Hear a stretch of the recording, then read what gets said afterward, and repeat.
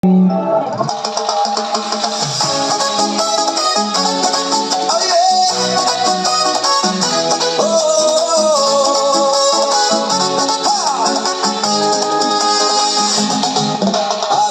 pagod sa gawain, katawan tila mabigat dalhin. Ngunit kapag tugtog ay narinig, lahat biglang nagiging magaan.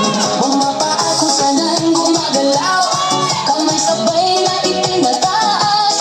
Habang tumatagal ang sayawan, lalong gumagaan ang pakiramdam. Bakit sumba? Ito ang sagot. Galaw ng katawan, Saya ang abot, bawat sa'y tumutulog, ngunit ngiti ay tuloy-tuloy. Bakit sumba? tanong ng lahat, Di mo gumagana ang bigat, habang sabay ang bawat galaw. lumalakas ang buong katawan.